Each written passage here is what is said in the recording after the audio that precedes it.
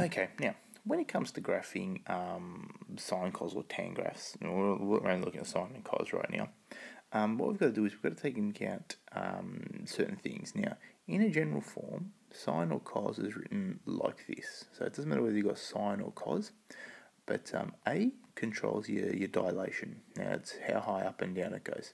If you don't have anything, it's 1. So you've got a maximum and a minimum of 1. N controls your horizontal dilation, so how much it's squashed or how much it's stretched out depending on that. That also controls something called the period, how often it cycles or the length of its cycle. H is your horizontal translation, so how far it moves to the right or to the left, just like with a quadratic. And K is how far it moves up or down, once again, just like a quadratic. So in this case, we're just starting off basic. We're just saying sine of x, and we're just saying cos of x. So we don't have any vertical, we don't have any dilations, we don't have any translations at all. What we do have to do though, we have to look at the coefficient of x, and that is n. In this case, it's 1, and for cos of x here, it's also 1. That tells us that we've got a period of t, for is a symbol for period, equals, and I'll write it somewhere else where it might be a little bit more room. I'm going to put over here, t equals 2 pi over n, which is 1. So we've got period of 2 pi. Same thing here with this cos of x. T equals 2 pi over 1, so it equals 2 pi. And that's a standard Year 12 exam question. What is the period of the function? And that's how you do it. So whatever the coefficient of x is, whatever is in front of x, you divide that. You'd put 2 pi over that. So in both of these cases, it's 1. Now, based on that, we can go off, we can sketch our graphs. So, sine of x. Now, sine of x in general, we know is 0. Now, x, so we're going to draw that here on this set of x. So we're going to start at 0, we're going to go up to 1, we're going to come down, and we're going to go there. Now, I'm going to squash that up a little bit more, because I've got to draw that between 0 and 4 pi.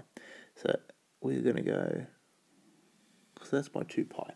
So that's one cycle. So I've got to go all the way out to 4 pi. So I'm going to go through another cycle as well. So there. So here we have 2 pi, and over here we've got 4 pi. I didn't quite draw my axis well enough. So that takes care of going out to 4 pi. We've got to go back to negative 2 pi. So we're going to go off, and we're going to do one complete cycle until we reach negative 2 pi. Now, so that's what we've got there. So that's it, going from negative 2 pi out to 4 pi.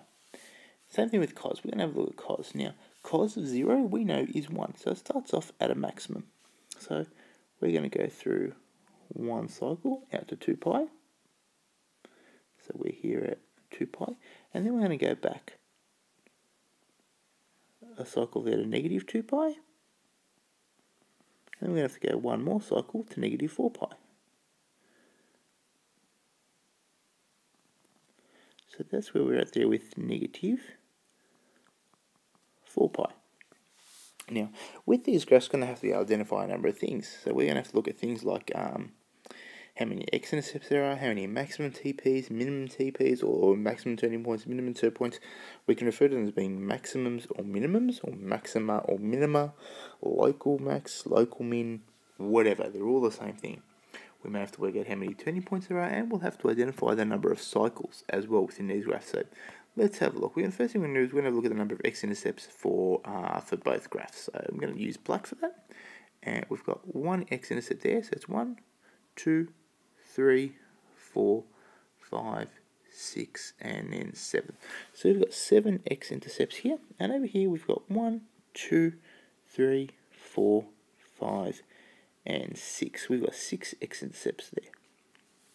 In terms of our maximums, we've got 1, 2, 3. So we've got 3 maximum turning points. And here we've got 1, 2, 3, and 4. So we've got 4 for the cosine. Minimums, 1, 2, 3. And for the cosine, we've got 1, 2, 3. Now, in total, we've got 1, 2, 3, 4, 5, 6 turning points. Whereas with this one, we've got 1, 2, 3, 4, 5, 6, 7 turning points. Now, we're going to have a look at the number of cycles. So with our sine function, we've got one cycle. I'm not trying to use a highlighter for that. We've got one cycle. Can I change colours?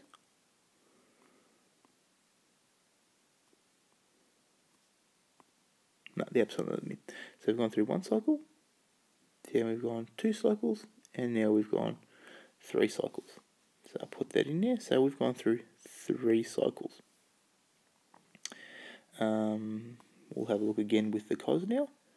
We've got 1 cycle, 2 cycles, and 3 cycles. So this is also 3 cycles. And I guess that kind of makes sense because we're going from 2 pi, negative 2 pi to 4 pi, multiples of 2 pi. We've got 3 multiples of 2 pi.